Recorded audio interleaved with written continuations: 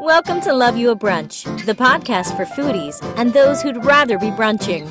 Hi, I'm Jody Stapler.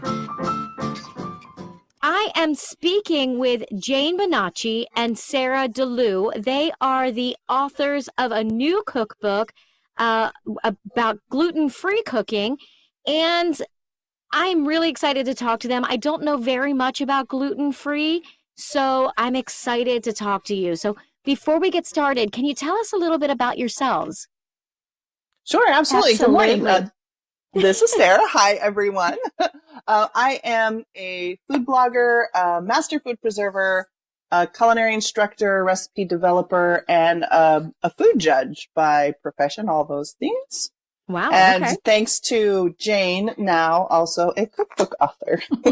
Awesome. Okay. And I'm a cookbook author, a creator and writer of the Heritage Cook Food blog, a food writer, recipe developer, and a food photographer.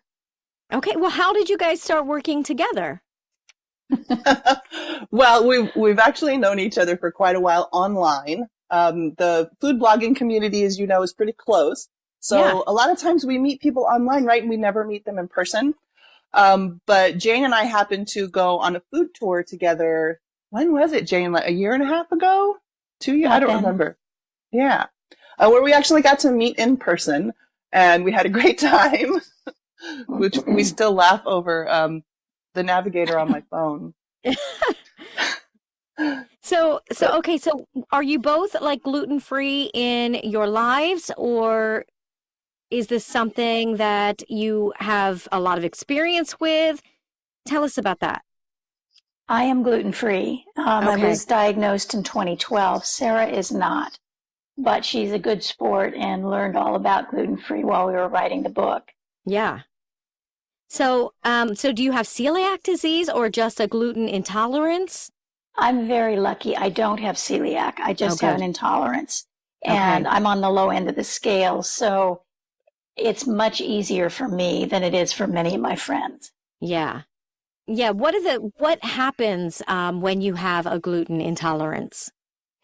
It depends on the person, what your symptoms will be, but they vary, and it's very uncomfortable at the least. Okay. If you get what we call glutened, and that means you either have eaten it by mistake, or if you're celiac, then you've gotten some cross-contamination. Right, because if you are, say, a gluten-free baker, you actually have to have a completely clean facility that does not make other stuff or that is sanitized in between. Correct. If you're celiac, absolutely. Yeah. Or very sensitive. Right. So what are the benefits for anybody else that maybe just have a little bit of the sensitivity of being gluten-free, and how do they make sure that they're gluten-free?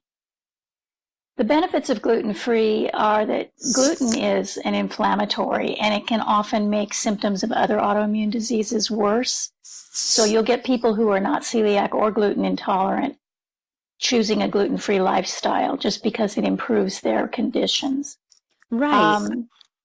I've actually been told by my endocrinologist. I had thyroid cancer a couple years ago, and he actually recommended, since I don't have a thyroid, that I go gluten-free. I haven't tried it yet, but yeah, I was wondering, like, why? I guess just for the inflammatory reasons. It is. It's primarily because of the inflammatory. Basically, our diets don't like the gluten we have today for some reason. And so more and more people are becoming more sensitive to it. And that's why you're seeing a rise in the numbers or the conversations that are happening about it. It's not the fad that it was initially. Now it's a real condition that we have to take care of. Right. And there's a lot of things with gluten in them. Yes, there is. Yeah. I learned that lesson very quickly. It must be difficult to be gluten-free, especially when you're first starting out. At the beginning, it is daunting. Everything has it. You have to read every label. It's so labor intensive. But the longer you are, the easier it gets. You find the brands of products that you can eat and that you like and that your family enjoys. And you learn to bake bread or cakes or cookies, and it gets simpler. But in the beginning, it's quite difficult. Okay, so your cookbook is actually an Instant Pot cookbook, which is really cool. It's the Gluten-Free Instant Pot Cookbook. And I honestly just got one for Christmas. I've only tried it once. I'm a little hesitant to work with it because I don't think I used it correctly the first time because there's so many buttons and it's so overwhelming. But so tell me for in your best definition, what's the difference between an Instapot versus a crock pot? Okay, I can answer that one for you. Yeah. So an Instant Pot is a form of an electric pressure cooker. An Instant Pot just happens to be the brand name that is most well known. There are all kinds of electric pressure cookers that are on the market today. And essentially what they do is they cook food a lot faster by using steam to cook and build up pressure, which will make your food cook more quickly and get all kinds of great flavors that are infused into the food. Takes a lot less energy and a lot less time than a traditional crock pot. And the nice thing is they make these new electric pressure cookers as multifunction appliances. So you can also use your Instant Pot or your electric pressure cooker as a rice maker, as a steamer, and the majority of them also have that slow cook button. So you could replace your crock pot with an Instant Pot and it will do the same thing. You set it up the same way. You just got to figure out those buttons.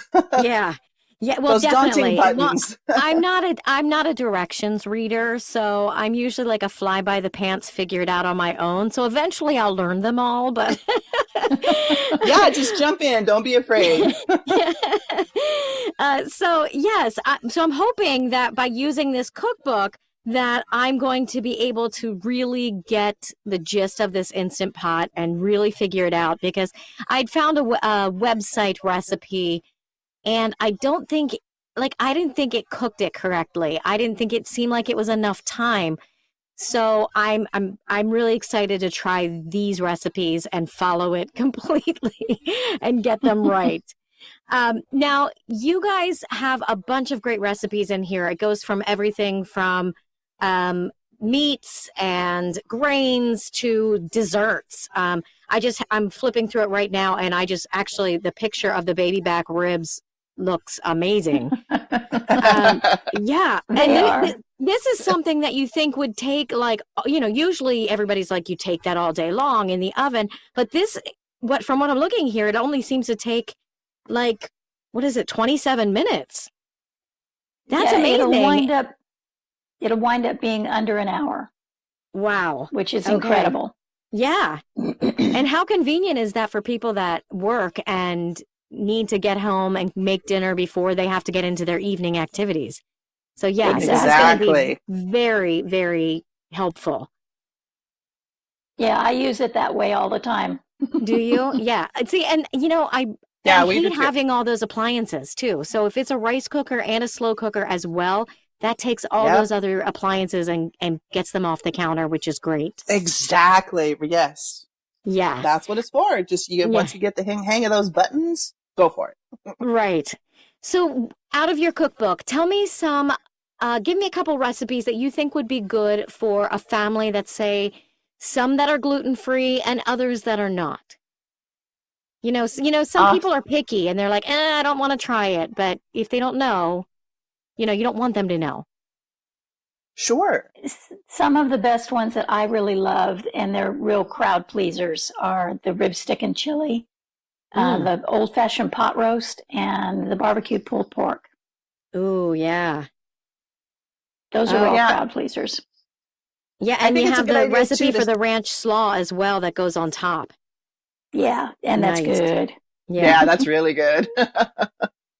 I think it's good too to stick with favorites that people might not think are gluten-free, but you can totally make gluten-free. Like I love our classic lasagna with meat sauce.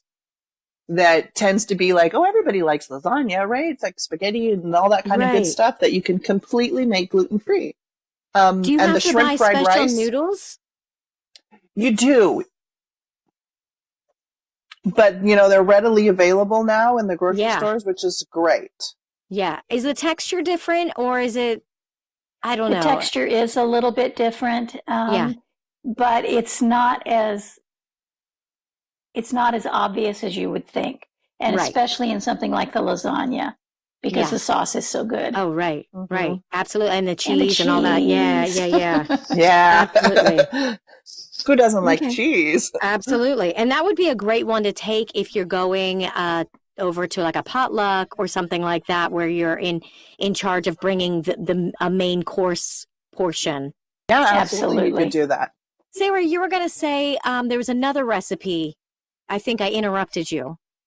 Oh, that's totally fine. Yeah. We were talking about things that you could take that like a family would enjoy. And I definitely think like the shrimp fried rice or the lentil sloppy joes are another great option. I love it. I'm getting hungry. Yeah, I know, right? I haven't had lunch yet, so me too. And I'm going through these pictures, and of course, when I go through cookbooks, I have 4 kids, and 3 of them are boys, teenagers, and my youngest is a girl. So she's a little less picky, but the boys love to eat like that hearty, like wings and, ribs and things like that. And I just scrolling through, what popped out at me is the cherry chipotle chicken wings. Yes, I was going to say, if you're going to a potluck, that's one of my favorite things to take. Yeah, they look amazing. They're really, really good. And they're easy to make, and you can swap out if you have a favorite kind of barbecue sauce. You can easily say, oh, this is my family's favorite barbecue sauce, and I'm going to use that. Yeah. Now, do you cook the chicken in the Instant Pot, like completely? How does that work? Yeah, absolutely. You don't have to do what you will do for the chicken wings. Yeah. And this is the other great thing about an Instant Pot is you can do most things like in the Instant Pot, everything from start to finish, and you only have one pot to cook with and clean with. Wow. So this one, you actually brown the wings in the pot. You're going to press saute, which is one of those buttons you got to figure out. But you press the saute, and then, you brown the chicken on both sides, and then you're going to pour some chicken stock and scrape up the bottom of the pan, and then you put the wings back in on a trivet, the little baking trivet that comes with it. Yeah. And then you cook them, and they only take 5 minutes on high pressure and a 5-minute natural release. Then when they're done, you take them out and you can put them under the broiler for a minute to crisp them up a little bit, and then you toss them with sauce. Wow. I honestly don't think I'll know what to do with all my extra time that I usually spend preparing the meal, and then also the dishes afterwards. There's not going to be all those. That's amazing.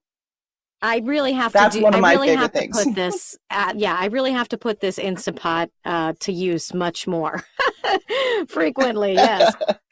Okay, so tell me some of the great desserts that you have in here. Oh, I don't know how to choose. They're all great. My opinion, they're all great. My favorites, though, are because the Instant Pot is great for rice, is our coconut mango sticky rice. So have you ever been to a Thai restaurant and you're always ordering that coconut sticky rice? And you can absolutely make that in the Instant Pot, and it comes out beautifully. Wow. So that's one of my favorites. It's amazing the different things that you can make in this. And it's very versatile. Yeah. Now, are you able to make things like cakes and stuff like that in it, or is that something you should not make? No, you can.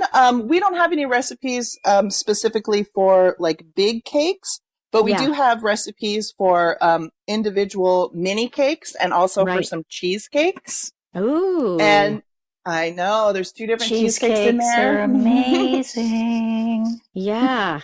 Oh yeah, look, the double chocolate fudge cheesecake. Oh, that's yeah. That looks good. Wow. And so you can do everything right in it. Absolutely. So tell me some of your family's favorites. Like what, your grandkids are there today. What are their favorites? Well, so they're actually big fans of making applesauce. And we have Ooh. a spiced applesauce recipe in the book that's so easy to make, and you don't have to peel the apples or do much to them. So we make a lot of applesauce here for them. Yeah. And we do a lot of hard-boiled eggs too, which are super easy. Oh. In the Instant Pot and especially I have 3 adult children, obviously, because I have the grandkids. Yeah. But they are really into meal prep. And the Instant Pot is great for that because if you like doing hard-boiled eggs, you can make, up to 18 at a time in the Instant Pot, just pile them all together. And then you've got your hard-boiled eggs prepped and ready for the week.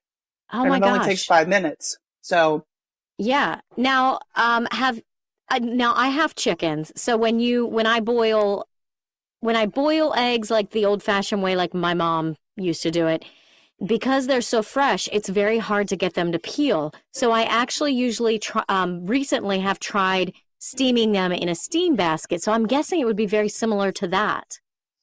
it is. So exactly you'd be that able way. to peel them real easily. Yeah. Mm-hmm. They Very peel good. beautifully. Yeah. Now, Jane, what about your family? What are some of the favorites that they have in this book? It's so hard to choose. Yeah. The chili verde pork stew is a favorite. I love the black bean soup with cilantro cream. Oh, it's yum. so warming on these cold days. Yeah. And a great side dish is the creamy Parmesan brown rice. Ooh. You guys have a little bit of everything. We do. We tried. This is great. Yeah, this is great. You could actually probably have like a full start to finish meal completely from Instant Pots. Oh, absolutely. Absolutely. And completely from this book. And the Asian food in here looks amazing as well. The beef and broccoli, the best beef and broccoli. Ooh, that looks good. Sarah did an amazing job on that chapter. So when does the book come out? So our book comes Officially out at the end of March. Okay, yeah, March so perfect 26th. perfect right when everybody is starting to get over this whole winter thing and into spring. So perfect. And it's a great Mother's Day gift too, because your moms all have those Instant Pots. Yeah, right, exactly. Well, they were like the big thing for Christmas, I think, on my social media pages. Everybody I know got an Instant Pot for Christmas. So, yeah, it is definitely something that would be perfect for everybody that recently got that. We'll definitely show you how to use your machine and how to make it easy and figure out all the buttons and all of the features that it does. Yeah, because in the beginning of the book, you go through all of that. You explain all of the parts of the Instant Pot and all the pieces that you need to take care of and finding the right one and all of that stuff. So it's pretty important. Yes. And it's helpful to have because just like you, we've run into both Jane and I when we're teaching classes or sharing with people about it. That's what we hear a lot is, oh my gosh, just like you shared, there's so many buttons and there's, how do I know what to do and all this kind of stuff. And so we really wanted to make the introduction part of the book accessible so that you would understand and not feel so overwhelmed about, oh, I can't figure this out.